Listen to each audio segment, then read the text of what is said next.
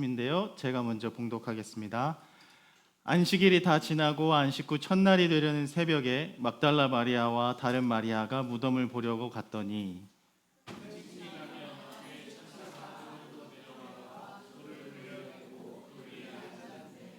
그 형상이 번개 같고 그 옷은 눈같이 희거늘.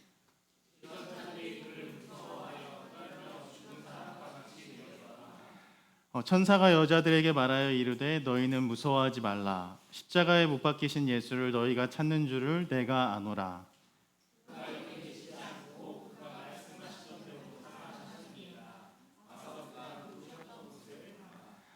또 빨리 가서 그의 제자들에게 이르되 그가 죽은 자 가운데서 살아나셨고 너희보다 먼저 갈릴리로 가시나니 거기서 너희가 배우리라 하라.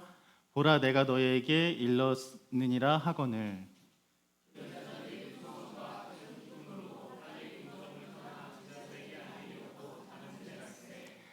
예수께서 그들을 만나 이르시되 평안하냐 하시거늘 여자들이 나아가 그 발을 붙잡고 경배하니 이에 예수께서 이르시되 무서워하지 말라. 가서 내 형제들에게 갈릴리로 가라 하라. 거기서 나를 보리라 하시니라. 아멘.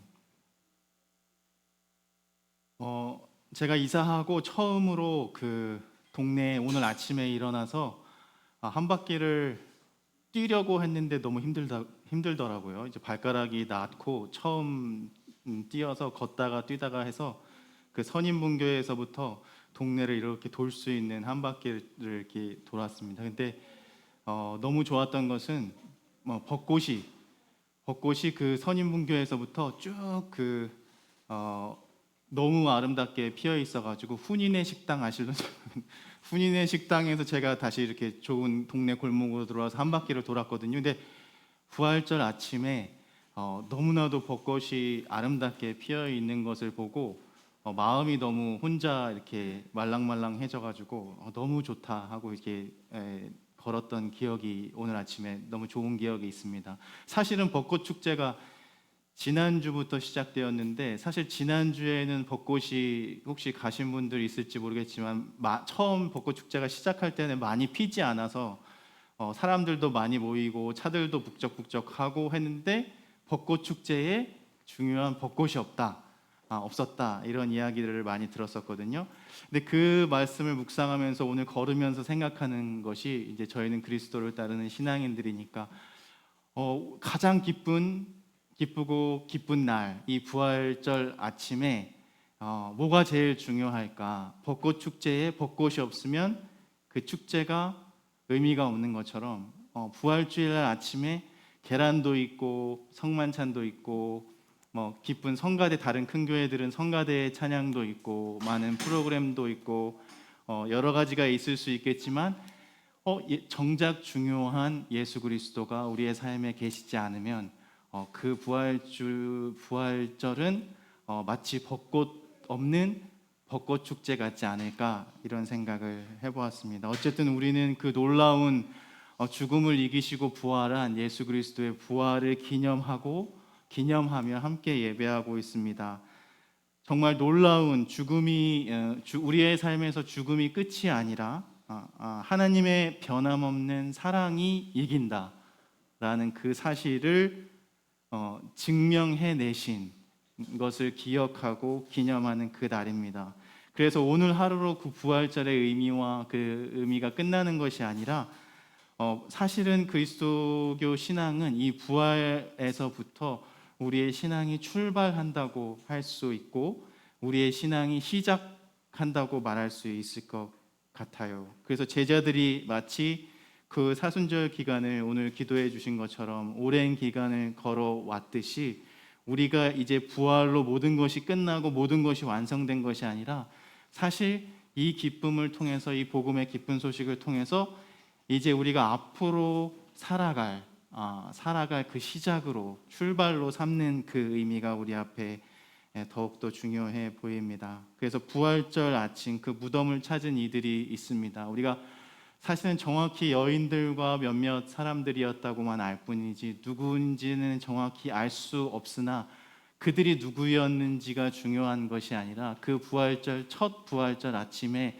그 큰 돌 문이 열려져 있었던 그 곳에서 예수 그리스도의 부활을 마주했던 그 부활의 첫 증인들처럼 우리도 그들이 그 빈 무덤에 서 있는 것이 아니라 여기 우리 함께 예배하기 우리 위에 모인 우리 한 사람 한 사람이 지금 여기 이 순간 그 돌문이 활짝 열려진 그 문 앞에 서 있다는 사실이 중요한 것 같고, 그 활짝 열려진 그 돌문 앞에 돌 무덤에 서 있다는 것이 지금 2026년을 살아가는 우리에게 어떤 의미가 있는가를 한 번 더 생각해 보는 것이 더 의미가 있을 것 같습니다. 그래서 결국 그 의미라는 것은 우리의 여정에서 이야기 드린 것처럼 우리의 시작이 되고, 부활이 우리의 방향을 바꾸는, 우리가 조금 실수하고 살아가는 것 같다면, 우리가 조금 연약한 듯 살아가는 것 같다면, 우리의 방향이 조금 예수 그리스도로부터 조금 멀리 떨어져 방향이 달라진 것 같은 삶을 살아가고 있다면, 그 삶의 방향을 다시금 새롭게 하고 우리의 삶의 우선순위를 다시금 생각하고, 우리가 하나님께서 부활을 통해 놀랍도록 보여주신 그 사랑을 우리는 어떻게 살아내고 있나, 이웃을 향한 그 사랑을 다시금 한 번 더 생각해 볼 시간이 아닌가, 그런 생각이 들어집니다. 뭐 특별히 우리 어떤 큰 이벤트를 통해서 부활의 의미를 되새기는 것이 아니라, 이제 우리가 앞으로 살아갈 매일매일의 일상 속에서 매일 십자가처럼 죽고 매일 예수 그리스도께서 부활하신 것처럼 부활하는 그 기쁨의 삶을 어떻게 살아가는가 하는, 그것이 우리 앞에 놓여진 길이라고 생각이 듭니다. 그러나 이 모든 것이 오늘은 은혜의 힘을, 예수 그리스도의 은혜의 힘을 기억하는 날입니다. 예수 그리스도를 통해서 우리 한 사람 한 사람이 각자가 묶여서 그 십자가를 혼자 감당할 수 없을 것 같았던 십자가를 지금까지 지고 이 부활의 아침까지 오게 한 것처럼, 결국 그 십자가가 내 생명이라는 것은, 십자가가 내 힘이고 능력이라는 것은, 그것이 그 모든 내가 마주한 모든 불가능한 것들을 이겨내고 그 죽음 넘어서까지 우리가 끝이라고 할 수 있는, 우리의 가장 두려움이라고 할 수 있는 그 죽음까지도 그 너머의 것을 바라보면서 내가 살아갈 그 능력과 힘과 소망이 십자가와 부활에 있다는 것, 이것을 믿는 것이 바로 오늘의 우리에게 다른 것이 아니라, 그것이 굿 프라이데이가 되고 그것이 해피 이스터가 될 수 있는, 기쁜 부활절 아침이 될 수 있는 의미가 있는 것 같습니다. 개인적으로는 그 복음서가 전해주는 네 가지의 부활 아침의 이야기를 비교하는 것을 참 좋아하기도 하는데요.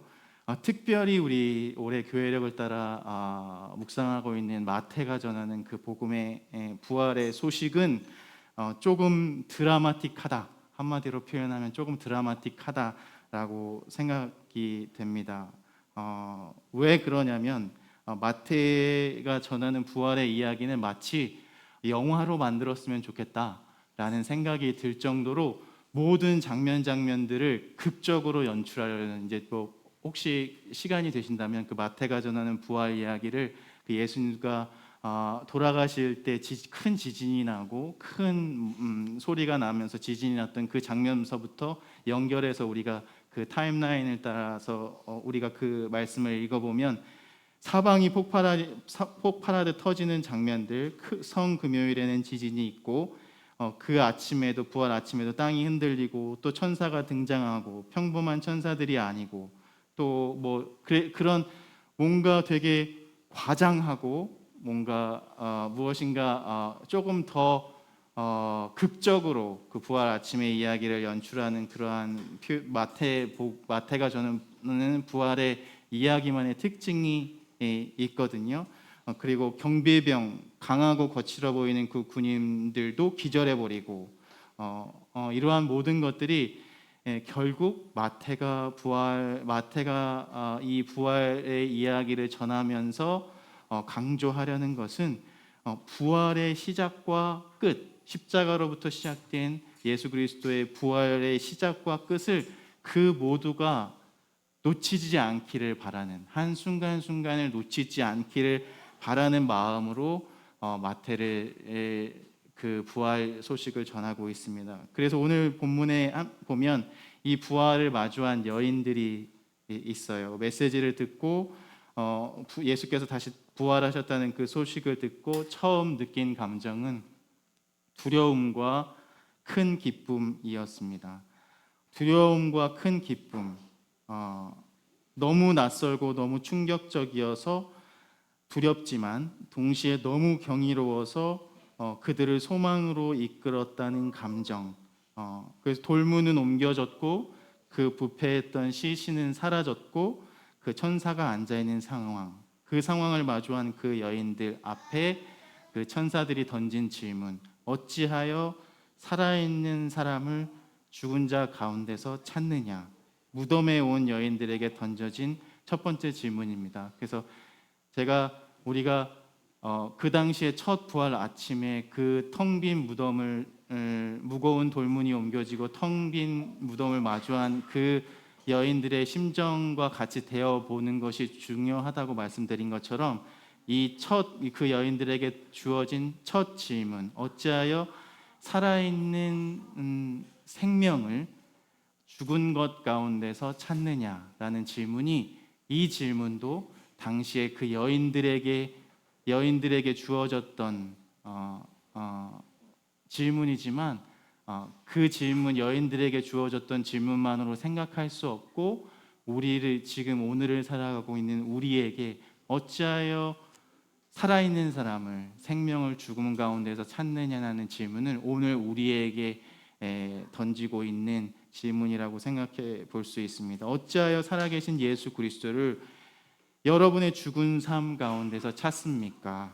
라는 그러한 질문입니다. 그러나 그러한 그 질문에 대해서 우리는 오랫동안 이렇게 대답해 왔었던 것 같아요. 주님, 우리에게 놀라운 것을 보여주신다면 믿겠습니다. 혹은 십자가에서 지금 달려 계신 그 십자가에서 당장 내려와 우리에게 그 놀라운 일을 보여주신다면 우리가 당신을 믿겠습니다.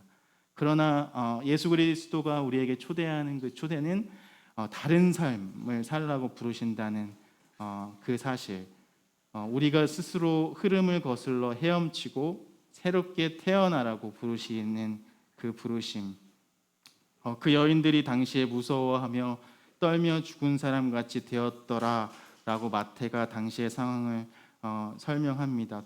두 감정, 어찌 보면 물과 기름처럼 섞일 수 없고 실제로 공존할 수 없어 보이는 두 감정이 사실은 부활의 아침을 더 찬란하게 만들고 있습니다.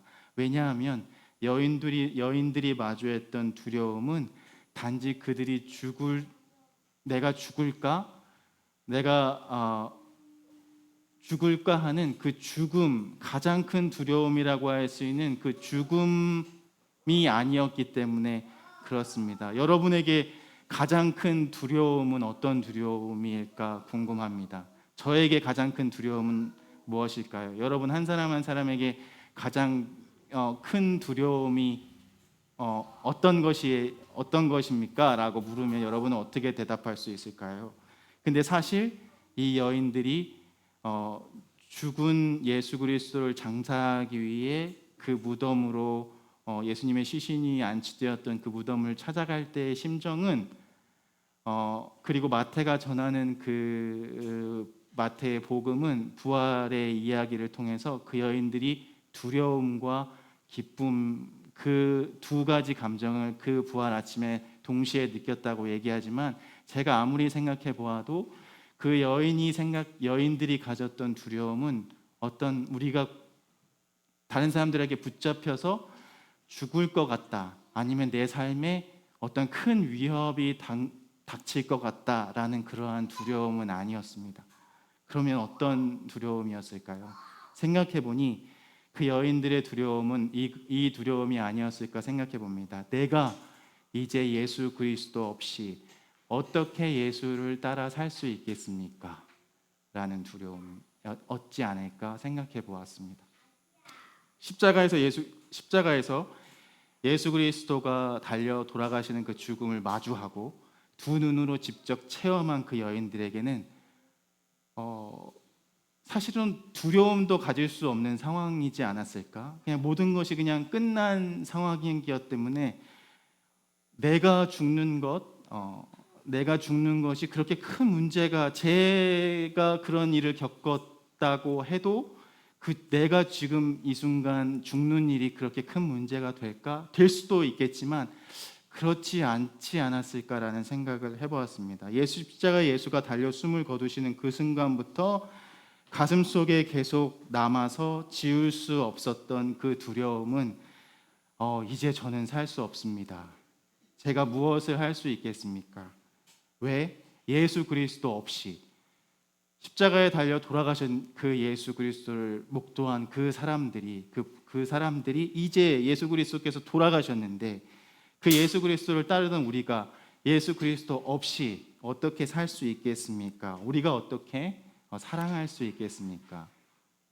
예수 그리스도 없이. 마주했던 그 질문이 그 여인들이 마주했던 가장 큰 두려움이 아니었을까. 근데 동시에 두려움과 기쁨을 함께 가졌다는 그 사실은 이제 그 두려움에 있던 그 질문을 가지면서 씨름하던 그들에게 예수 그리스도께서 죽음을 이기시고 부활하셨다는 그 기쁜 소식이 들려졌기 때문에 그러면 이제 내가 살겠습니다 라는 그 여인들의 마음, 내가 두려웠으나 그것이 우리가 돈이 없어서 가지게 되는 두려움도 아니고 내가 이제 병들어 죽게 돼서 마주할 것 같은 그 두려움도 아니고 이제 예수를 없이 살아야 되는 그 삶이 너무나도 힘들 것 같은데 이제는 예수 그리스도께서 부활하셨다는 그 소문을 통해서 그 기쁜 소식을 통해서 내가 살 수 있을 것 같다는 그 기쁨을 오늘 마태복음에서 증언해주고 있고, 그래서 곧바로 그 기쁜 소식을 통해서 두려움이 기쁨으로 바뀐 그 이유가 그것입니다.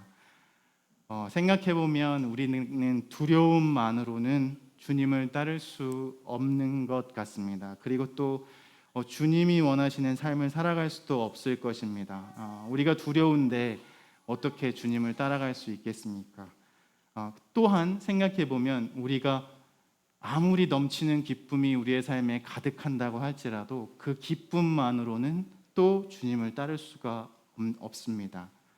그렇기 때문에 왜냐하면 단순히 기쁨만 있는 곳에는 나를 부인하고 십자가를 지는 그 기도가 없기 때문이 아닐까 생각해 보았습니다. 그래서 우리가 부활을 경험한다는 것은, 부활을 기뻐한다는 것은, 그리고 그 주님의 부활을 산다는 것은 두려움을 넘어서, 우리가 가지고 있는 모든 두려움을 넘어 기쁨을 경험하는 일, 그 기쁨은 다른 것이 아니라 예수 그리스도를 만나고 알게 되고 따르게 된 사람만이 경험할 수 있는 거룩한 신비이다 라는 사실을 마태는 증언하고 있습니다. 바라고 소망하기는 죽음을 이기고 생명으로 인도하는 그 부활 아침의 능력이 저와 여러분 가운데, 그리고 특별히 전쟁 공포, 말로 다 할 수 없는 그 큰 두려움에 놓여진 우리의 이웃들에게 그 삶의 곳곳마다 예수 그리스도의 부활의 능력이 간절히 필요한 삶의 자리